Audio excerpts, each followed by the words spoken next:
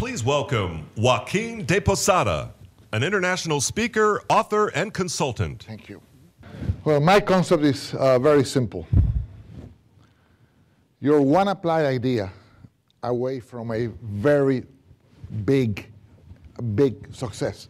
New process, new invention, and we're better than in NASA, where you people here change the world. One idea from one man, we have to conquer the moon, change the whole world. And I certainly hope that we'll never, ever lose the leadership position that we have right now in space exploration. And we're very creative, and I think that we'll continue to hold that position.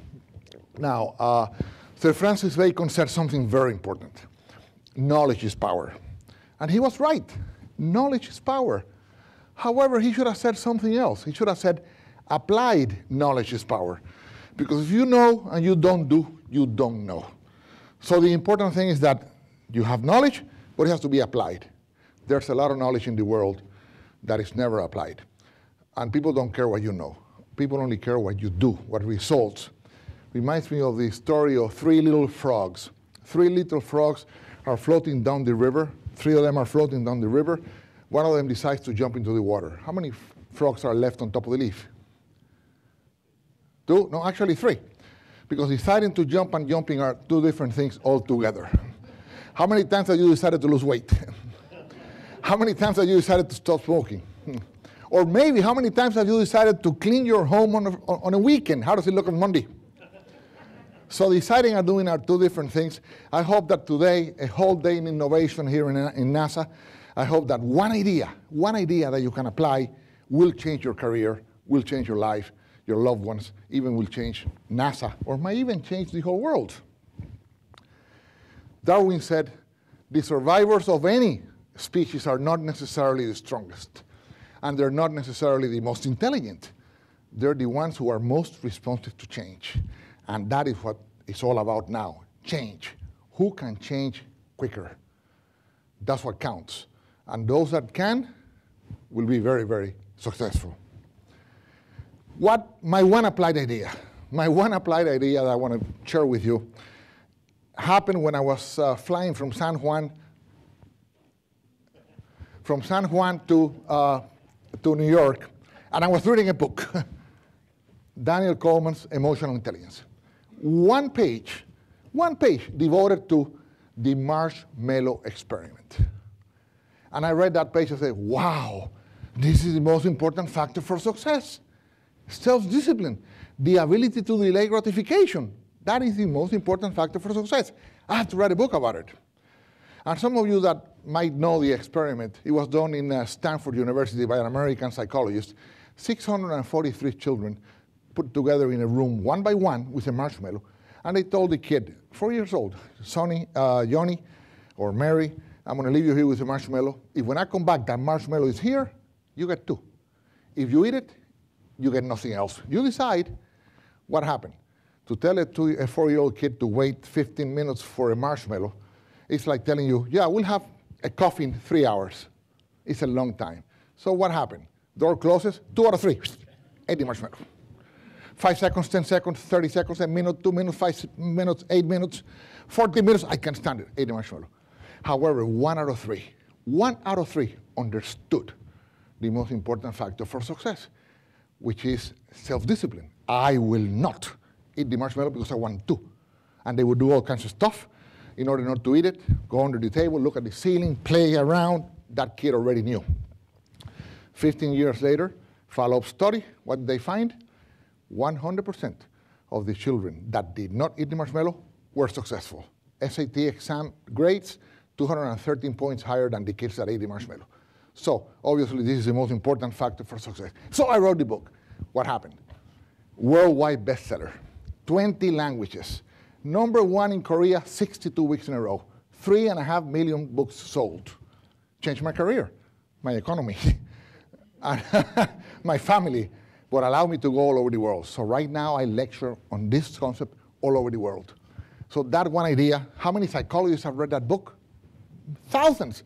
How many people read the emotional intelligence book? Thousands, millions. but yet one applied idea. This is a book. This is such an important concept. Let's write a book. So what I'm saying is that I went through it. One applied idea can change your life and your world. Some people say, I don't have enough time to write a book, or oh, it's difficult to write a book, or whatever. Then I talk about Jean-Dominique Bauby, French, best job in the world, editor of Elle magazine. All the models in the world were after him because they wanted to be in the magazine, and beautiful kids. Buys a BMW, takes the kid out to test the car, suddenly stroke. He opened his eyes, he's there in a hospital in France, totally paralyzed.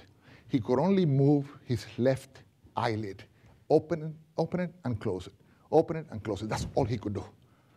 Okay, and that man understood that he had an idea, that he had to tell the world what had happened to him and how he coped with it, and he wrote The Diving Bell and the Butterfly with one person helping him, one woman. He would go every morning to the hospital, and they would take the French alphabet, the most common letter used, to the least common, and he would go like this. He would, okay, P, all right, O.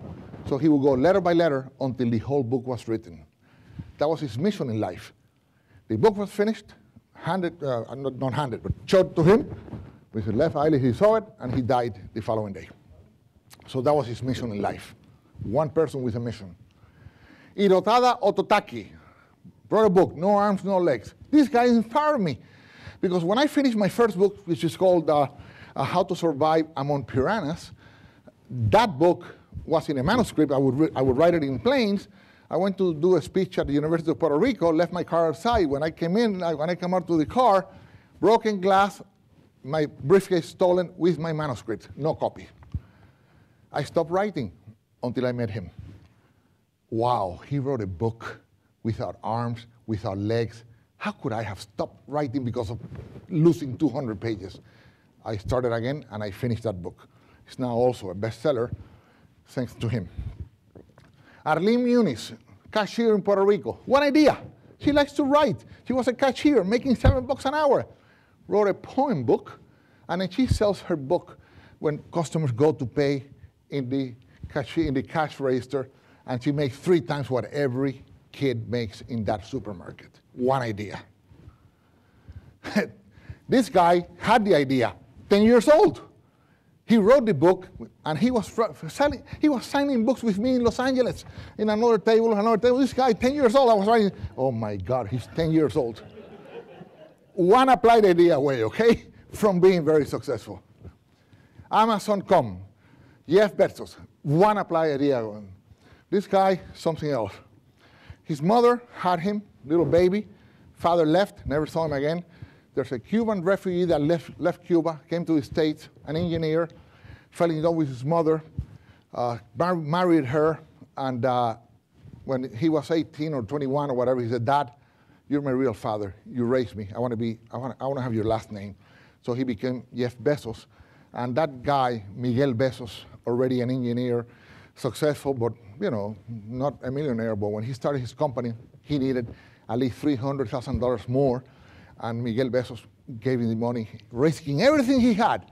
And of course, now we all know that those $300,000 are worth now millions and millions of dollars, because one idea that this guy that was living in New York with everything, a good job in the finance world, one idea, he had to practice it, and the idea was sell every book ever printed in any language, in and out of print, in less than 1 minute.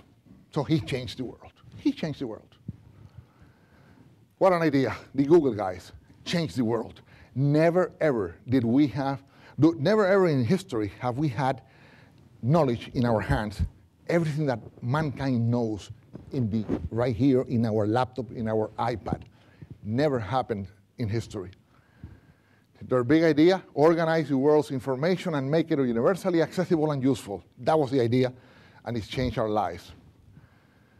Bill Gates, one computer in every home and in every desk, changed our lives. One applied idea, starting with nothing in a garage. Steve Jobs now and Steve Wozniak, those two guys, together, they started on the wrong foot. They started by stealing from a large company. They invented a device to steal from AT&T, make phone calls for free. But something straightened them out in life, and now they have good products, and they became the biggest, largest capitalized company in the world. Even tragedies. This woman, nobody knows her here. In Houston, everybody knows her. She's Andrea Piaget. She killed her 5 kids. Horrible, horrible. That day, Mark was an unemployed writer. He was watching TV. He asked his mother, can you imagine a woman being so desperate that she would hurt her own children? And what she answered really astounded him. I have been there.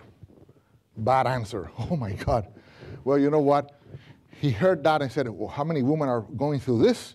And he wrote a TV script that now most of you know, and how he became a multimillionaire. Okay, Mac Burnett, one idea, throw him in an island, whoever comes out, survives, that's it, made him a multimillionaire. Richard Warman, TED.com, everybody should go to TED.com. You should know that TED.com. It's great ideas that you'll learn a lot if you go to that site. Salman Khan, Khan Academy, this guy changed the world, changed education. Now there are no more bad teachers ever. If your kid has a bad teacher, you go to khanacademy.com and your kid will be taught the best possible way. Life throws us a curve. This guy, a truck ran over him, lost his legs. You know what? Started a supermarket, half man, half store price. Okay? Become rich. He said, to reach for anything that you haven't had, you will have to do what you have never done. Out of a plane crash, my dear good friends, plane crashes, and he saves her. They're all burned, but they started helping kids that got burned. 30,000 have been helped, and 300,000 people have been affected because they had an accident, and they are now helping humanity. Ralph Lauren, yeah, one big idea, changed my name. He was named originally Ralph Lifshitz. Now, nobody would buy clothes from him right? Homeless man in Puerto Rico, what he did to make money, instead of asking for a quarter, he did that. If you take my picture, $3. That's 12 times what anyone gives someone. Just because he had a sign, he put Visa, American Express, funny, and he asked for $144. Nobody has ever given him that. I asked him, how many people have given you $144? No one, but 3 Americans gave me $100. $100 instead of 25 cents. One idea changed his life. One idea, that's it, I'm finishing with this one. One idea saved life. This woman, she collected garbage in a dumpster. You know what, one day she found a baby. She said, you know what, I'm gonna save babies. She saved 32.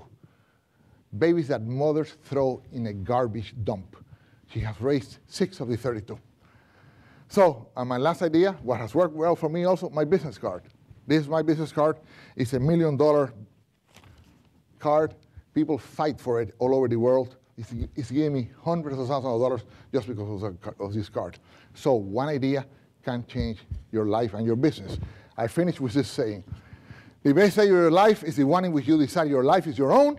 No apologies or excuses. No one to lean on, rely on, or blame. The gift of life is yours. It's an amazing journey. You alone are responsible for it, for the quality of it. And remember this, one idea applied can change your whole life. Thank you so much.